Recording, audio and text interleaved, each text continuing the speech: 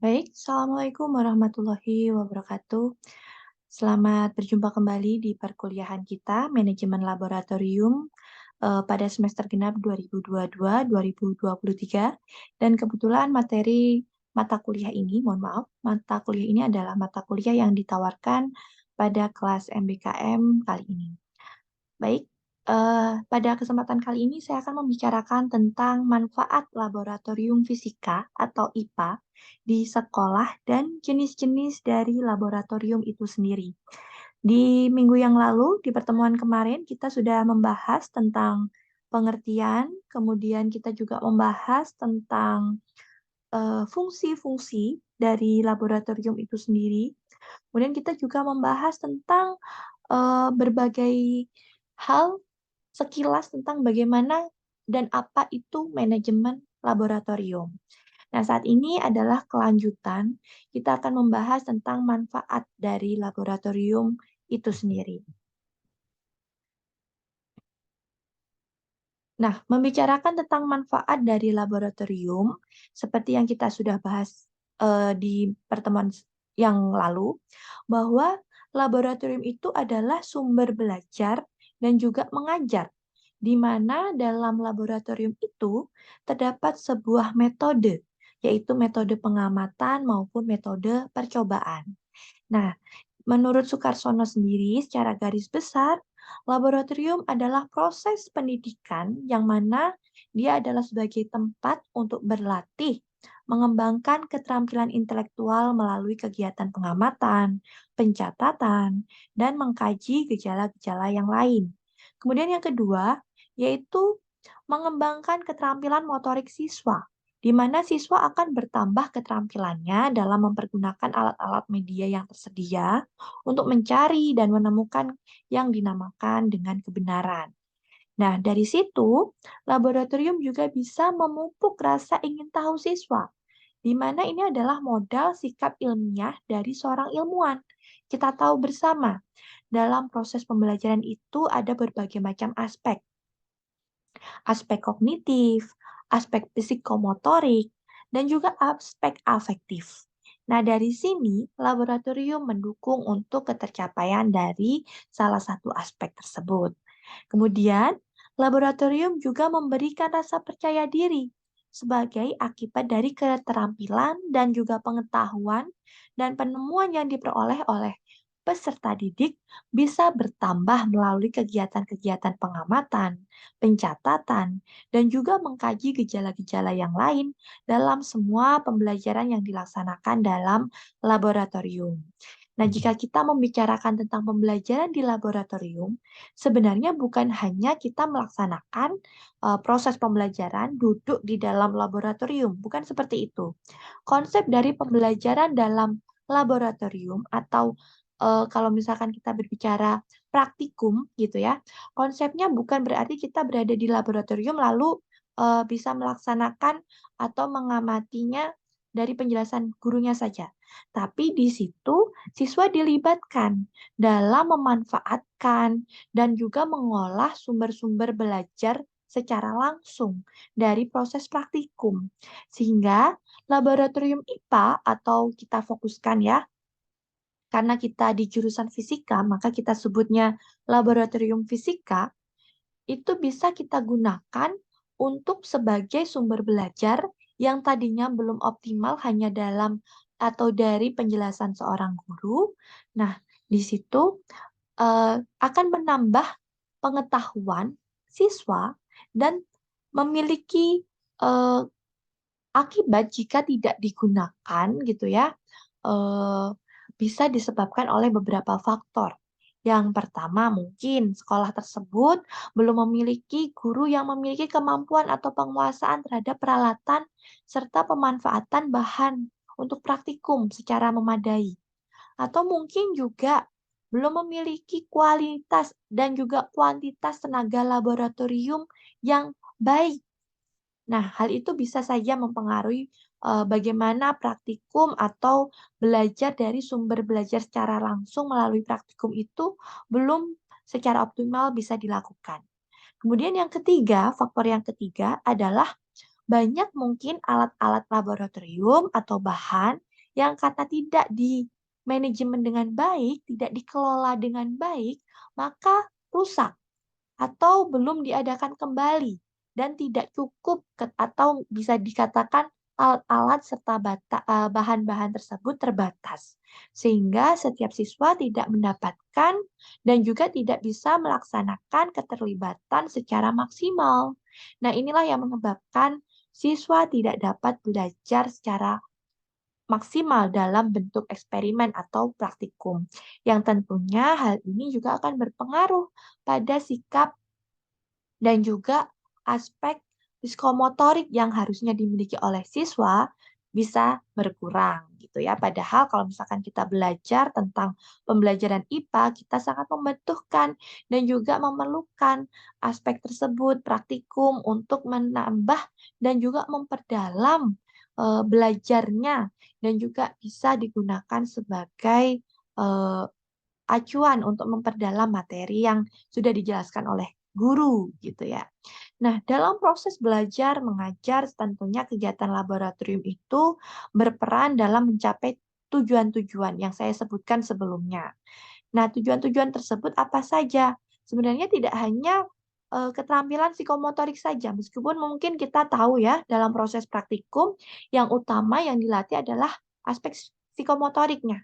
Tapi ternyata proses dalam kegiatan laboratorium itu juga bermanfaat untuk mencapai 3 tujuan pembelajaran. Dalam keterampilan kognitif, misalnya juga bisa melatih seorang siswa atau siswa-siswa tersebut agar teorinya bisa dimengerti. Teori-teori yang sudah dijelaskan oleh guru itu bisa diterapkan pada kegiatan atau keadaan problem yang nyata yang dipraktikkan dalam proses praktikum.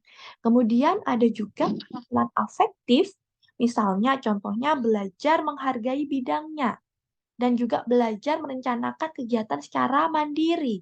Ketika seorang siswa atau sekelompok siswa dalam suatu grup melaksanakan praktikum, tentunya dia akan melaksanakan serta merencanakan bagaimana kegiatan praktikum itu bisa selesai dan menghasilkan data yang baik.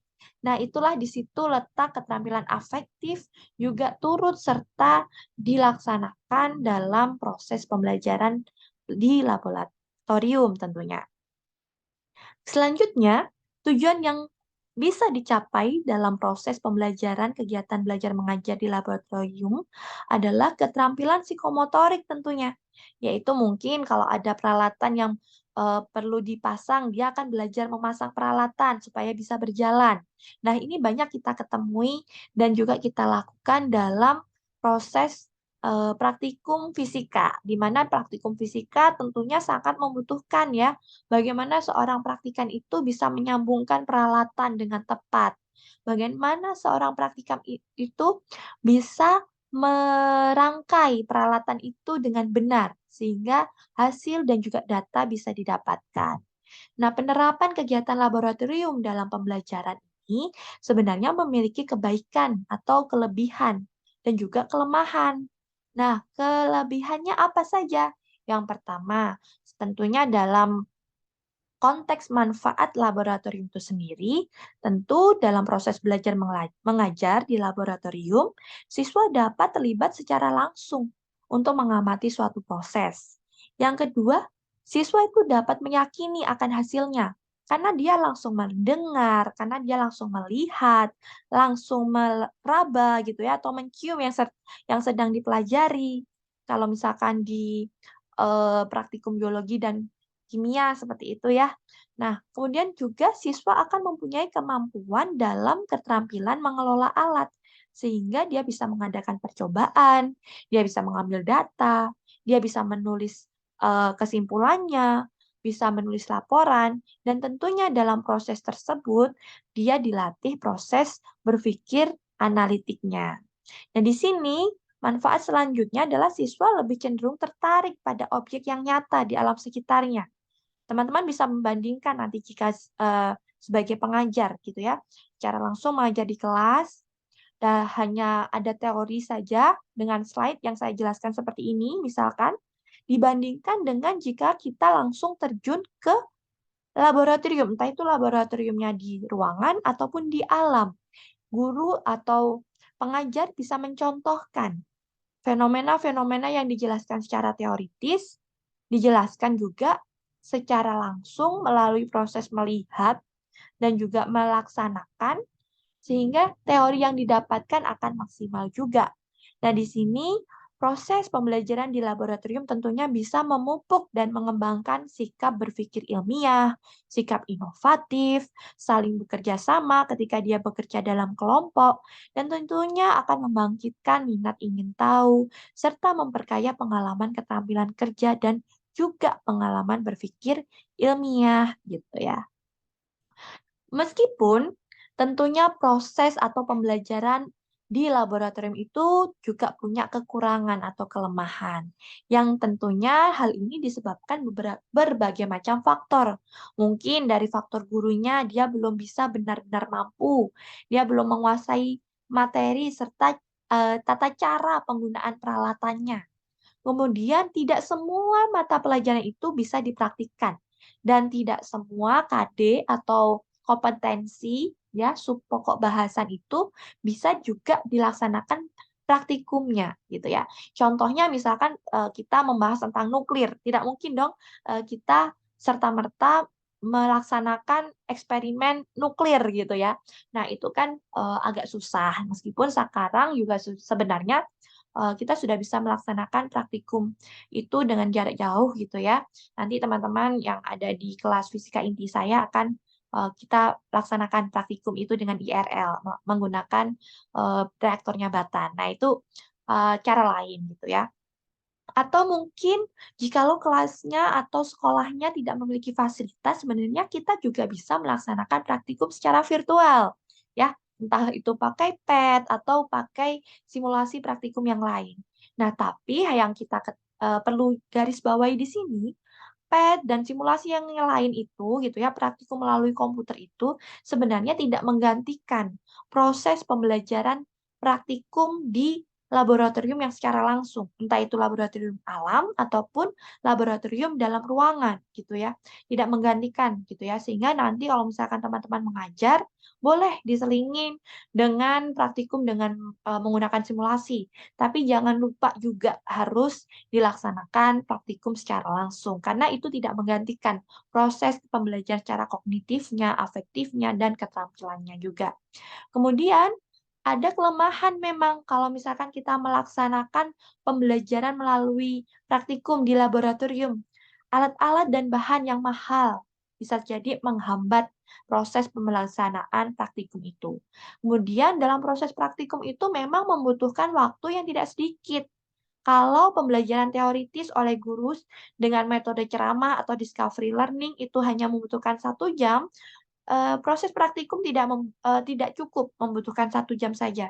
Sehingga mungkin ya kalau misalkan, materinya atau jam pelajarannya mepet, itu bisa dilaksanakan di luar jam pelajaran.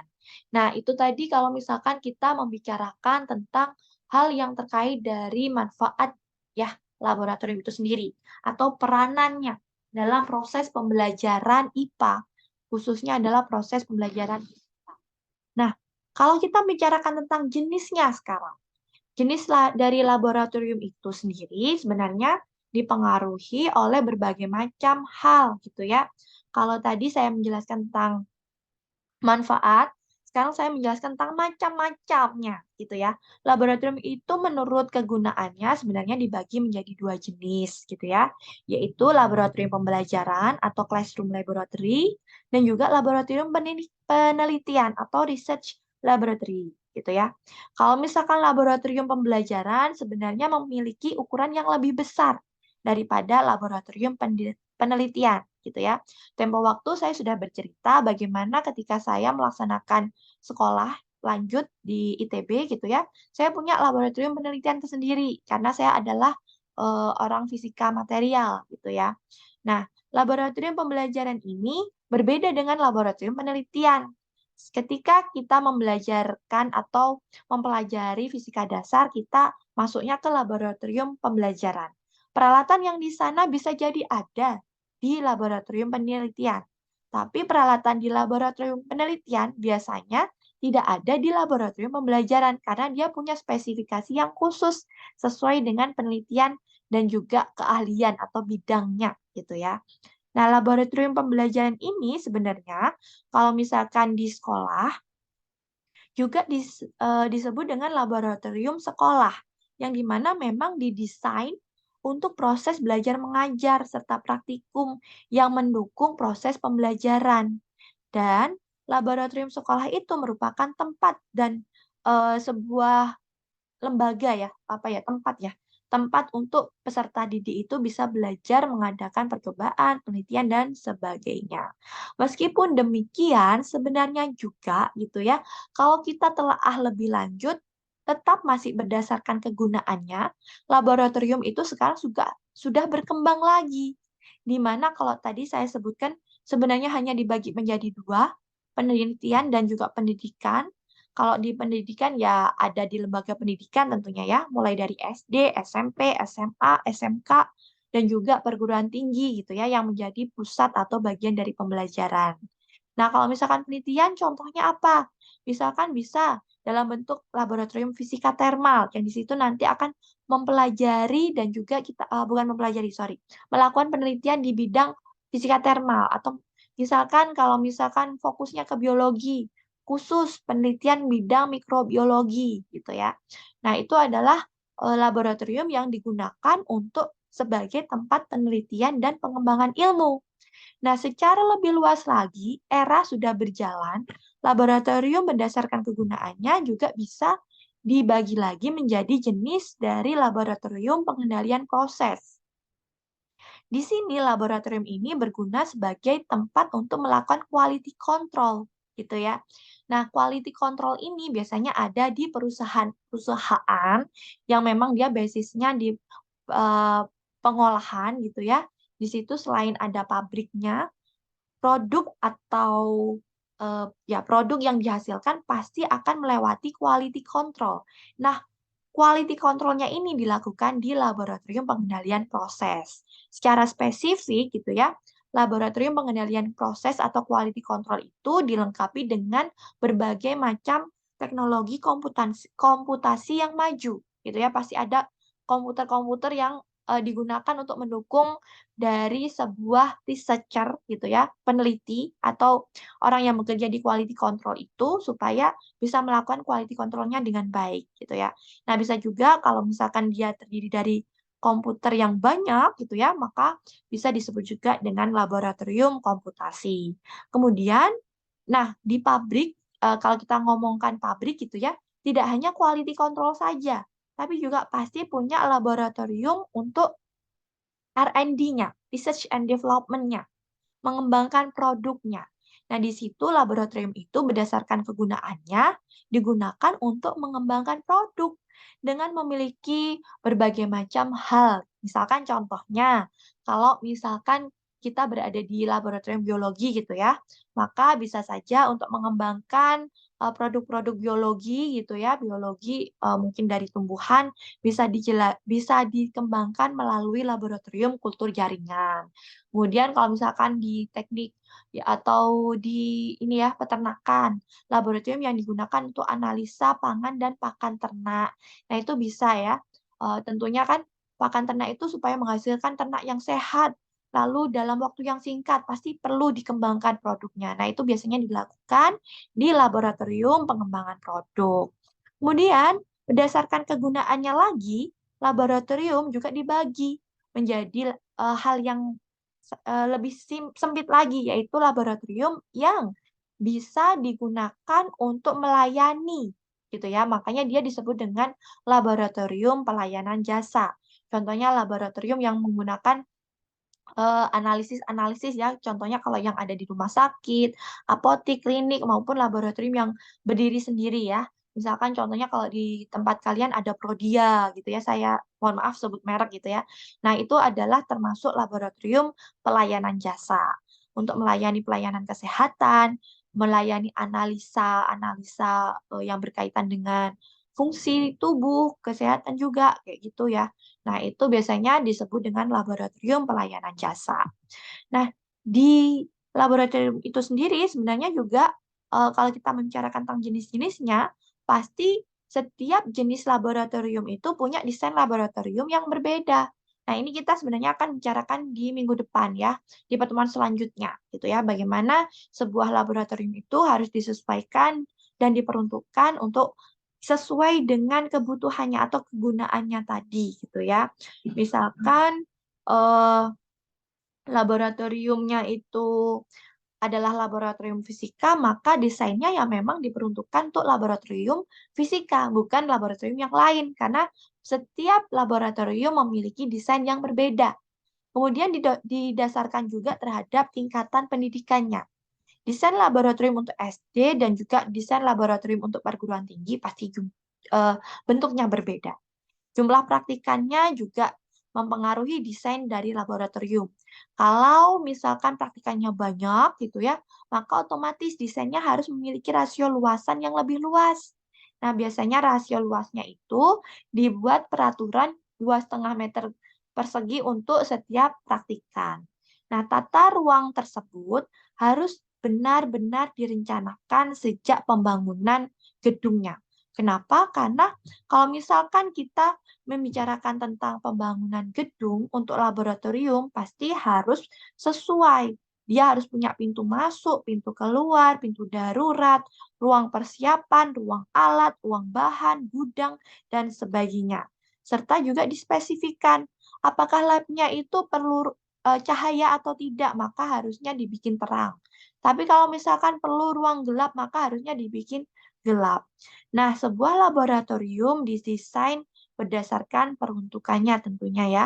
Kalau misalkan fokus ke pembelajaran, maka laboratorium itu memang hanya digunakan atau mempunyai desain yang tidak terlalu ribet-ribet amat karena untuk pembelajaran. Tapi beda kalau misalkan untuk laboratorium penelitian, pasti lebih spesifik dan harus disesuaikan gitu ya. Nah, di sini pada perkuliahan kita, karena kita hanya membicarakan tentang manajemen laboratorium untuk pendidikan, sebenarnya kita hanya mempelajari jenis-jenis laboratorium pendidikan itu sendiri. Kalau misalkan pada tingkatan sekolah dasar sampai sekolah menengah, maka jenis laboratorium itu pastinya didasarkan pada mata pelajaran apa yang ada di sekolah tersebut. Misalnya kalau ada pelajaran musik, maka ada lab musik. Ada pelajaran IPA, maka ada lab IPA. Lab bahasa, kalau ada pelajaran bahasa ya untuk SMA yang fokus penjurusannya ke bahasa. Kemudian lab kimia, lab biologi, lab komputer, dan sebagainya. Ini biasanya didasarkan pada mata pelajaran apa yang ada di tingkat sekolah tersebut. Nah, hal ini berbeda kalau kita membahas laboratorium pendidikan pada tingkatan perguruan tinggi. Nah, kalau di perguruan tinggi, meskipun sih memang juga didasarkan pada mata kuliah apa, misalkan di fisika dasar, ada mata kuliah fisika dasar, lalu punya eh, laboratorium fisika dasar. Nah, itu wajar gitu ya. Tapi di perguruan tinggi lebih luas lagi, didasarkan pada pengembangan cabang ilmu. Contohnya misalkan kimia, nggak cuma lab kimia aja, tapi ada lab kimia fisika, kimia organik, kimia instrumen, kimia anorganik, kimia analitik, biokimia, dan sebagainya. Sama, kalau di fisika juga demikian. Tidak hanya fisika dasar aja, tapi kalau misalkan kita lihat pengembangan cabang ilmu sangat luas gitu ya. Ada fisika modern, fisika kuantum, mungkin juga ada laboratorium yang menjurus ke keahlian tertentu seperti yang saya jelaskan ya, laboratorium komputasi fisis, analisis data dan sebagainya kayak gitu. Nah, untuk mengefisienkan tempat, biasanya ada jenis lab yang difungsikan pula sebagai ruang kelas. Nah, ini disebut dengan Science Classroom Laboratory. Nah, ini yang sempat ditanyakan oleh teman-teman ya, saya lupa ya siapa ya namanya yang kemarin minggu waktu pertemuan sebelumnya tanya, kalau misalkan peserta didik itu ditempatkan dan belajarnya di laboratorium bagaimana? Apa akibatnya? Nah, ini bisa saja labnya tersebut juga difungsikan sebagai ruang kelas atau science classroom laboratory. Sehingga ketika dia melaksanakan discovery learning atau metode ceramah dengan gurunya membahas materi, dia di situ. ketika dia juga melaksanakan proses praktikum, dia juga di kelas itu. Nah, itu tidak apa-apa, asalkan dalam catatan gitu ya, proses praktikum tetap dilaksanakan. Bukan memang berada di science classroom laboratory, tapi proses praktikumnya nggak ada. Pembelajarannya hanya teacher center, ceramah terus. Seperti itu, nggak baik juga. Nah, itu pasti akan berakibat negatif bagi proses pembelajarannya itu sendiri. Peserta didiknya pastinya tidak mendapatkan hasil pembelajaran yang maksimum, seperti itu. Nah, di sini kalau misalkan membicarakan tentang jenis laboratorium pendidikan, seperti yang saya sampaikan di sebelumnya, bahwa layout atau tata ruang sebuah laboratorium itu disesuaikan dengan fungsinya, fungsi dan juga eh, jenis laboratoriumnya itu sendiri gitu ya. Kalau misalkan kegiatannya itu eh, berkutat atau materinya itu sekitaran fisika, maka layout tata ruangnya biasanya disesuaikan layout ruang untuk laboratorium fisika. Nah, biasanya digambarkan seperti ini ya bentuknya ya. Di sini ada stop kontak ya.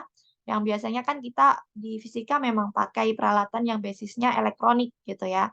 Kemudian tetap disediakan ada wastafel barangkali kita praktikum yang membutuhkan cairan ataupun larutan-larutan yang perlu dicuci gitu ya.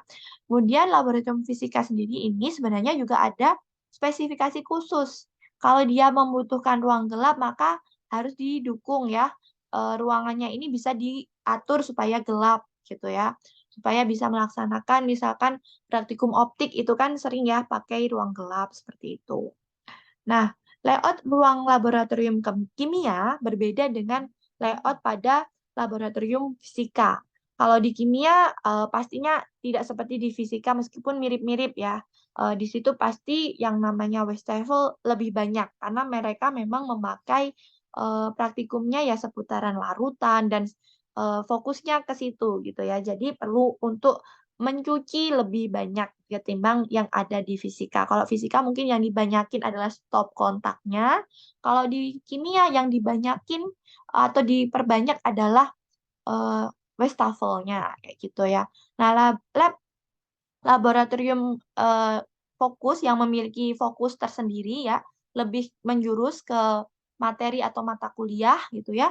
Mungkin juga mata pelajaran misalkan di labnya anak SMK ya, SMK listrik gitu ya. Itu pasti punya laboratorium elektronika dan itu pasti jumlahnya lebih banyak stop kontaknya dan bisa diminimalisir untuk keberadaan dari wastafel atau sumber-sumber air karena bisa saja itu menyebabkan arus pendek ataupun juga berbahaya untuk proses dari praktikum itu sendiri. Nah, berbeda lagi dengan lab biologi. Kalau lab biologi biasanya identik atau hampir sama mirip dengan yang ada di laboratorium kimia karena dia juga membutuhkan proses mencuci dan sebagainya kayak gitu ya. Nah, kalau untuk lab yang menjurus atau yang ke fokus ke pengembangan pendidikan tadi, misalkan yang dicontohkan lab kultur jaringan, nah setting alatnya atau layout ruangannya juga berbeda lagi pastinya. Di lab kultur jaringan pasti lebih spesifik karena peralatannya lebih besar-besar dan apa ya, ya lebih lebih spesifik itu tadi gitu ya. Nah, misalkan ini dicontohkan ya, itu tadi kan layout berdasarkan ilustrasi. Nah, sekarang berdasarkan foto biasanya seperti ini untuk di lab kimia. Nah, ini nah yang spesifik yang saya ceritakan spesifik seperti ini. Misalkan dia di kultur jaringan gitu ya. Pasti ada mikroskop, pasti ada sentrifuge, pasti ada macam-macam ya. Ini biasanya di kultur jaringan. Entah itu di lab yang mikrobiologi juga bisa gitu ya. Ini kita bisa lihat contohnya pakai cawan Petri disposable kalau misalkan dia bekerja dengan bakteri dan sebagainya gitu ya. Dan pastinya kalau misalkan masuk ke ruangan yang seperti ini, treatmentnya juga berbeda gitu ya. Bagaimana cara pembersihannya, bagaimana cara perawatan-perawatannya, pasti juga berbeda. Nah, ini nanti kita akan bahas di pertemuan selanjutnya. Nah, perbedaan juga kalau misalkan kita masuk ke lab yang pelayanan jasa atau lab pengujian analisis. Nah, pasti peralatannya juga berbeda lagi gitu ya. Di sini ada lemari asam, kalau misalkan dia pakai asam, meskipun lemari asam ini juga ada sih di lab pembelajaran kimia seperti itu ya. Kalau misalkan teman-teman kimia yang sedang praktikum pakai asam kayak gitu. Nah, ini contoh-contoh lainnya. Tata letak laboratorium itu juga harus melalui beberapa persyaratan. Yang tentunya dari lokasinya harus diperhitungkan arah anginnya, harus diperhitungkan jauh dari sumber air atau daerah resapan air, kemudian tidak terlalu dekat dengan bangunan lain, mudah terjangkau, sehingga kalau ada kebakaran itu mudah dipadamkan. Jadi kalau misalkan kita berbicara secara idealnya, sebuah bangunan itu memang harus diperhitungkan, tidak hanya bangunan untuk laboratorium saja. Bangunan untuk semua proses pembelajaran itu harus diperhitungkan.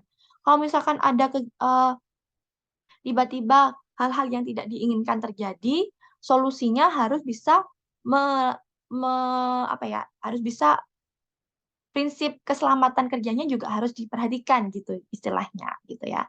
Jadi seperti itu. Berdasarkan lokasinya, berdasarkan tata ruangnya harus dibagi. Ada ruang utama yang diperuntukkan sebagai tempat praktikum, ada ruang persiapannya tentunya untuk menyiapkan alat bahan, ada ruang penyimpanan atau gudang gitu ya kalau misalkan untuk peralatan yang jarang dipakai biar tidak kotor, biar tidak rusak, dan juga harus disesuaikan. Kalau praktikumnya seperti optik tadi harus butuh dark room, terus itu juga harus diperhatikan. Kalau misalkan laboratoriumnya itu adalah laboratorium pengujian gitu ya, harus disesuaikan juga gitu ya, di mana tempat ruang spesimennya dan juga di mana ruang administratifnya. Karena harus dibedakan. Kalau ruang administratif paling isinya cuma printer sama laptop gitu ya. Tapi hal ini tidak mungkin dong kalau disatukan dengan ruang spesimen, karena ruang spesimen bisa saja dia mengandung kontaminan-kontaminan yang tidak baik juga. Kalau misalkan orang ya atau laboran tadi bekerja terus-menerus di ruang spesimen itu, gitu ya. Jadi biasanya ada berbagai macam ruangan, gitu ya. Denanya seperti ini. Ini sekilas saja, nanti kita akan bahas di pengelolaan yang lain. Nah, fasilitas laboratorium juga harus menunjang bagaimana penerangannya, ventilasinya, airnya, listriknya, terutama kalau laboratorium fisika. Kenapa? Karena biasanya peralatan di laboratorium fisika itu biar tidak cepat rusak, harusnya sambungan stop kontaknya itu harus ada ground-nya. Sehingga kalau misalkan kita lihat, eh, di stop kontaknya itu kan ada 3 kabel ya. Nah, 3 kabel itu kan kabel positif, negatif, dan ground. Nah, ground ini harus terpasang dengan baik di gedungnya, gitu ya, kalau mau peralatannya awet. Karena apa? Biasanya kan voltase listrik kan naik turun. Nah, voltase listrik yang naik turun dan tidak didukung dengan UPS, misalkan ya, itu bisa saja merusak alat dengan cepat, terutama alat-alat yang pakai rotor, motor ya. Nah, itu biasanya lebih cepat lagi rusaknya karena ada perubahan voltase yang signifikan dan bisa membuat alatnya cepat rusak. Nah, biasanya makanya kalau misalkan listrik harus dipasang benar-benar instalasi yang memang mendukung untuk lab yang berkaitan dengan elektronik gitu ya. Dan hal yang terkait yang lain misalkan eh, di sekolah gitu ya, mebelernya juga harus disesuaikan. Kalau sekolahnya masih SD, jangan pakai mebelernya yang untuk anak SMA gitu ya. Nah, ini nanti akan lebih lanjut kita bicarakan dengan eh, lebih dalam lagi terkait dengan desain dan pengelolaannya. Nah, untuk selanjutnya mungkin dari video yang saya sampaikan sekian dulu, akan kita sambung lagi di video dan pembelajaran berikutnya. Terima kasih. Assalamualaikum warahmatullahi wabarakatuh.